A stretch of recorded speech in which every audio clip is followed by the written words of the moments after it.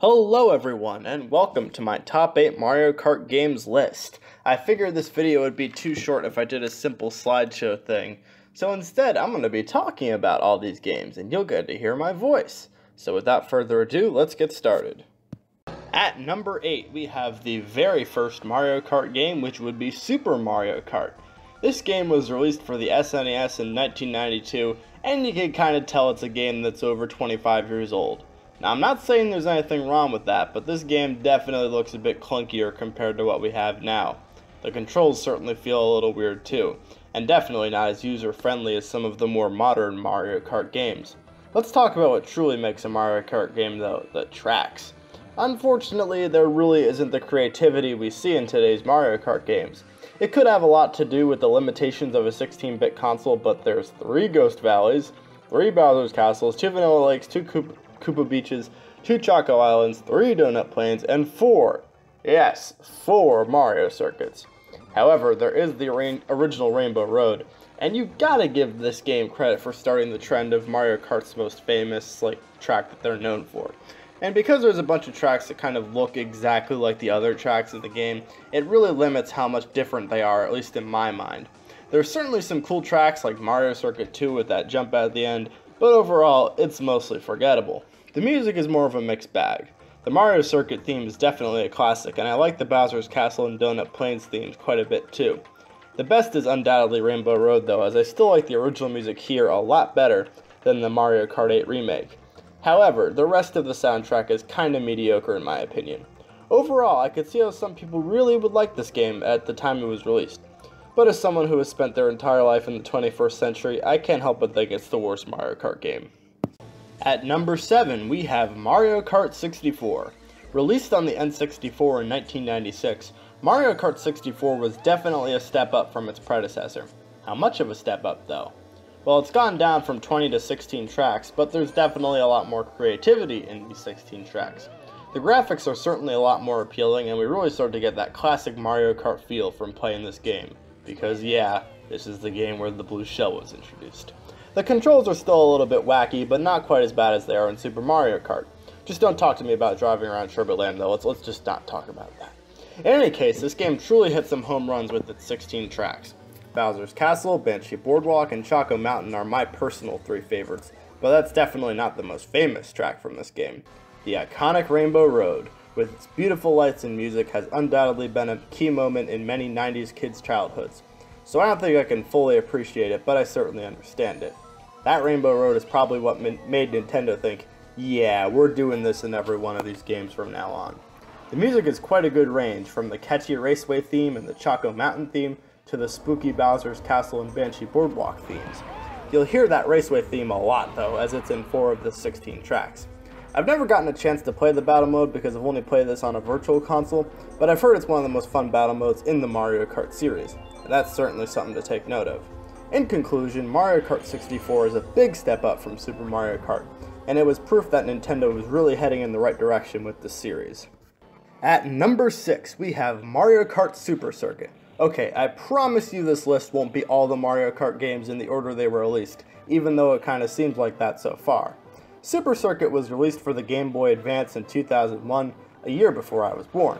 Now obviously the graphics are a bit worse than Mario Kart 64 since it's a handheld, and the controls didn't get much better, but it doesn't stop this game from being better than Mario Kart 64. For one thing, the soundtrack is absolutely rocking in this game. It's rocking from the very start, as a matter of fact. As I've expressed this unpopular opinion before, but the title theme is my absolute favorite from the Mario Kart series in terms of title themes.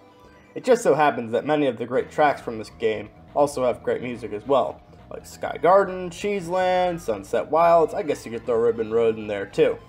The Rainbow Road isn't really as iconic or as great as in Mario Kart 64, but it's still pretty decent. The Bowser's Castles, there's 4 of them, show a bit of a drop in creativity, but this game makes up for it by having 20 tracks instead of 16. 40 if you count the SNES remakes, but yeah, I don't really count that. But even then, there's at least some big differences in the 4 Bowser's Castles, and did I mention the music for those tracks are pretty awesome as well. The battle mode had a bit of a drop off from Mario Kart 64, but I could forgive it. The Mario Kart Super Circuit just had better tracks, and to me, definitely the best Mario Kart soundtrack at the time it was released. At number 5, we have Mario Kart 7. Mario Kart 7 was released for the 3DS in 2011, and it definitely looks a lot better than the 3 games I talked about previously. The controls, they've gotten a lot better as well. It has some more depth, too, in introducing cool new mechanics like driving underwater, and of course, gliders. And you're not just picking your kart now, you're picking wheels and gliders. Nice. In terms of the tracks, we have a bit of a mixed bag here. The Nitro tracks definitely had some all-time greats like Music Park, Rainbow Road, Rock Mountain, and Maka Woohoo. But beyond that, they mostly range from pretty good to just bad. The Bowser's Castle was not my cup of tea. The retro tracks brought back a ton of great tracks, way more than the Mario Kart DS and Mario Kart Wii did. However, they also made a lot of these great tracks worse than the original, at least in my opinion. Nintendo was especially guilty of this when it came to some of the Wii tracks. But it was definitely cool to see a remake of SNES Rainbow Road that had similar music, a Daisy Cruiser track when you can actually drive in the water, and boy was the Airship Fortress remake stellar. The battle courses have gone down from 10 to 6 from the previous Mario Kart game, but they're a decent selection overall. Woohoo Town was especially appealing for me. The soundtrack has some incredible pieces, but there's also a lot of boring ones, in my opinion. Remember how I said Super Circuit had the best menu theme? Well, to me, this one is the worst. But overall, it's a better game than Super Circuit, and that's why it's number 5 on the list. Oh, and I almost forgot this game's biggest flaw. This game had a pretty bad character roster. The frickin' Honeybee and Wiggler were on there, and yet no Waluigi. You notice that the games without Waluigi are at the bottom half of this list, and the top half of the list is all going to have games with Waluigi in it. I bet that doesn't surprise anyone here. At number 4, we have Mario Kart Double Dash. Released in 2003 for the GameCube, Nintendo truly put a new spin on their Mario Kart series. Never has it been done before, and it hasn't been done since, but this game has the famous 2 racers per kart, hence the name Double Dash. Here's some more revolutionary things this game did for the Mario Kart series. Good controls! 20 characters instead of 8, including Waluigi. And because it's 2 racers, you can choose 2 of your favorites instead of just 1. Like I like to use Waluigi and Yoshi. Special items, which I do think it would be cool if they brought those back. There's double item boxes, which makes things a bit hectic, I'll be perfectly honest, of course on Baby Park. And of course, some graphics that will appeal to my 21st century eyes. Now, let's talk about the tracks. There's 16 instead of the 32 from Mario Kart 7, but this game embraces quality over quantity. Wario Coliseum and Waluigi Stadium are awesome for their music and track design, and Rainbow Road is also one of the series' all-time greats. And did I mention how mind-numbingly catchy some of this game's music is? From the Wario Waluigi theme to the circuit theme to the Mushroom Bridge / city theme, this game has some jumpin' tunes.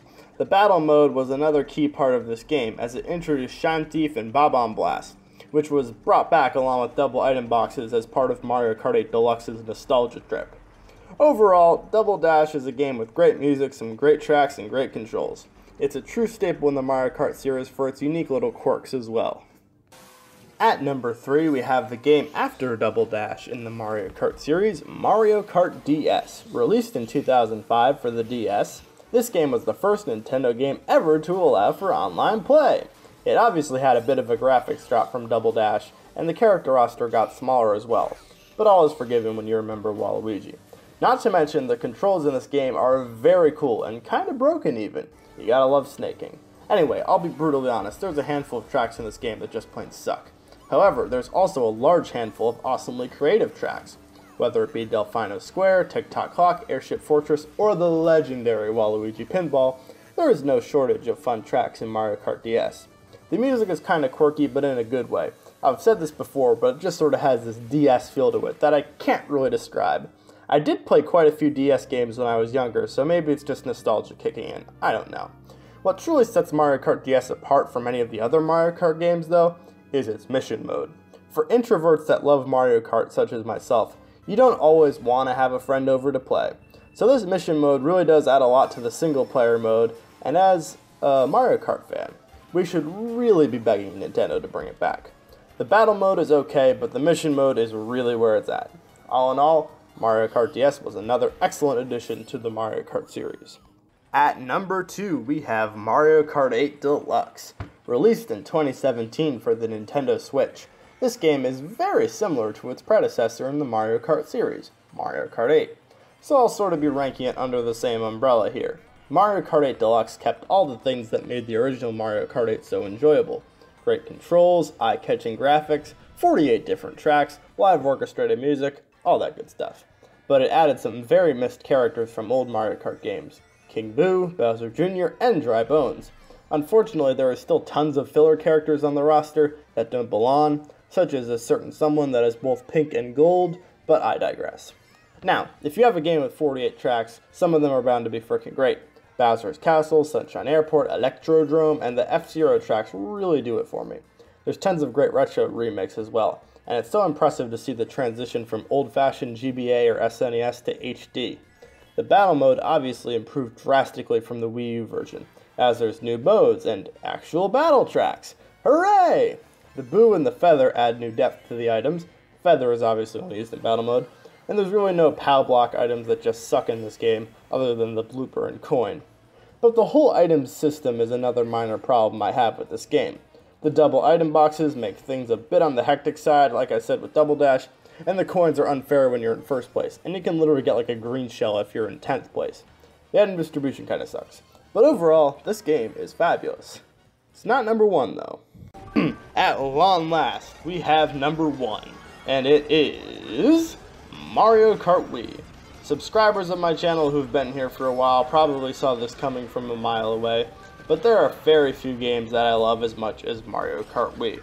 It's not the prettiest Mario Kart game, it doesn't have the best controls. Its items can be very frustrating, but the track creativity and design was off the charts here, and so was so much of the soundtrack, even if it wasn't live orchestrated like Mario Kart 8 Deluxe. Yes, this ranking is partially based on this being the first Mario Kart I ever played, but when 3/4 of the Nitro tracks are at least really good, half of them are great, and around 6 of them are all-time great, in my opinion once again, you have yourself quite a memorable game. Let's not get it twisted, the retro tracks aren't nearly as good, but Delfino Square, Waluigi Stadium, and N64 Bowser's Castle were some really great tracks to bring back. As I mentioned, the music ranges from awesomely catchy like in Mushroom Gorge and Koopa Cape, to super beautiful like in Rainbow Road and Maple Treeway.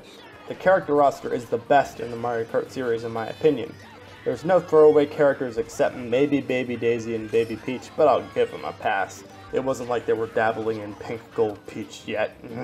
As long as Waluigi is there, I'm happy. The battle mode has 10 different maps to choose from, the most in the Mario Kart series.